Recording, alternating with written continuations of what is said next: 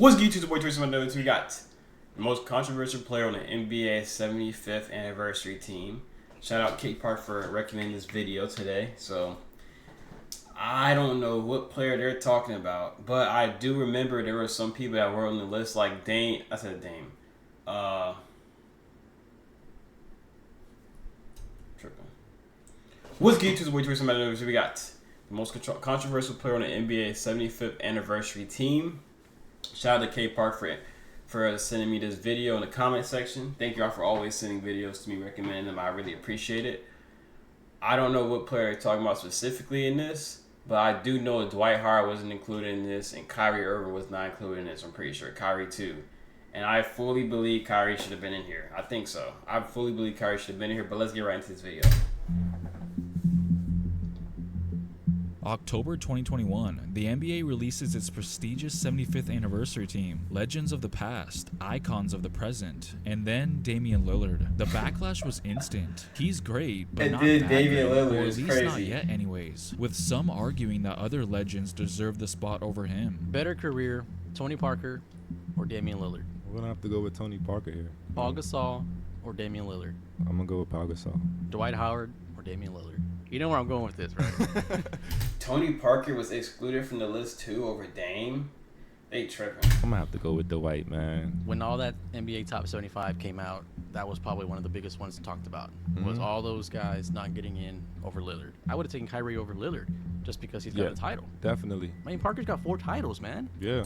What offended me was Damian Lillard made this list, and I'm just not. I've told you 1,000 times on this show, I'm not sold on Dame. He got to one conference final, and it was 2019 against Golden State with no KD. If you gave me a choice right now between Kyrie Irving and Dame, I'm taking Kyrie any day or night. In 2021, it seemed like Lillard's legacy was built on deep threes, clutch moments, and loyalty. But was that really enough to stand among basketball's immortals? What's the accolades? And I love Dame, but what does Dame have over him? Zero. Kyrie's a champion, been to what, 3 finals, 3 finals? Yeah. I'm with you. And Dame's great, but not what was. Here's an example of why I think this is so unfair, Wilds. Damian Lillard is on this list. Dame has, I think this is so. T-Mac and Vince Carter both were on this list, but Dame was?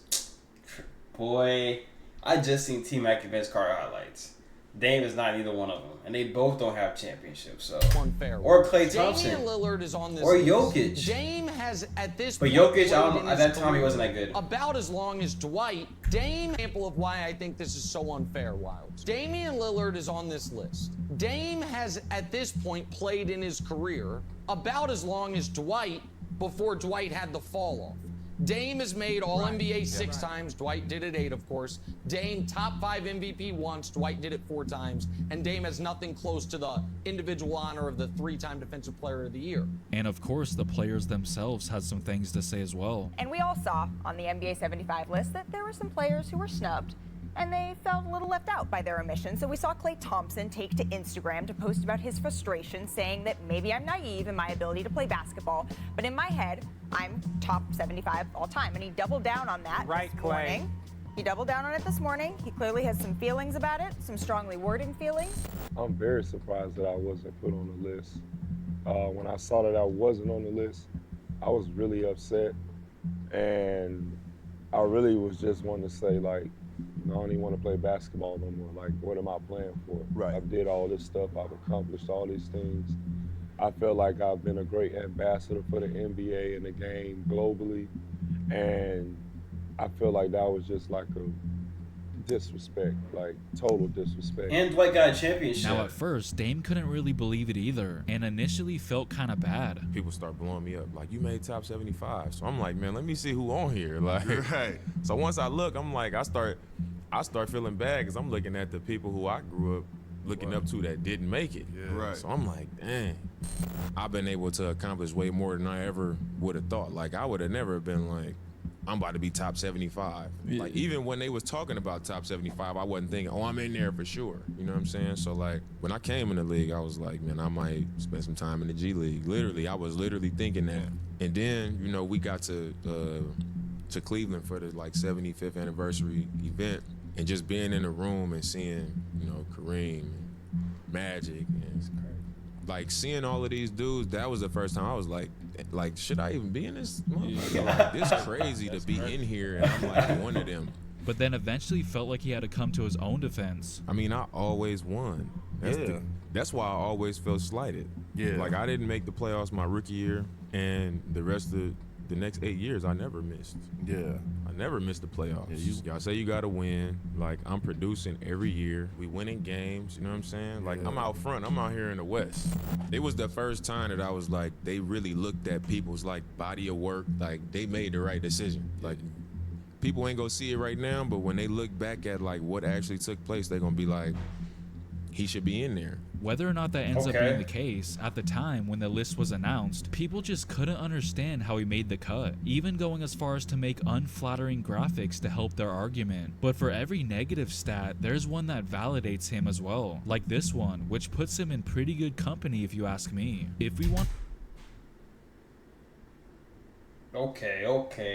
Now we talking. to play devil's advocate, a strong case could be made for why he rightfully belongs on the list. Lillard has been one of the most dominant point guards of his era, boasting career averages of around 25 points per game and 6 assists per game. He's a 7-time All-NBA player, a 9-time All-Star, has the 6th most 50-point games, and the list gets even shorter when you take a look at the players with 5 or more 60-point games, and is also part of the rare group of players to score 70 points in a single game. His ability to perform under pressure has made him one of the most clutch players in NBA history, which is a major factor in determining all-time greatness. Plus, how many players can say that they're the all-time leading scorer of an entire franchise? Well, obviously 30, but you know what I mean. The point is, Lillard does have a legitimate case to be on the 75th anniversary team, but don't get me wrong, so do these other players. Unfortunately, all these snubs won't have the benefit of being shoehorned in when they eventually announce the 100th anniversary team, like some of the old players do, because by the time the year 2047 comes around, a new batch of players could very well cut them in line, leaving them off the list again.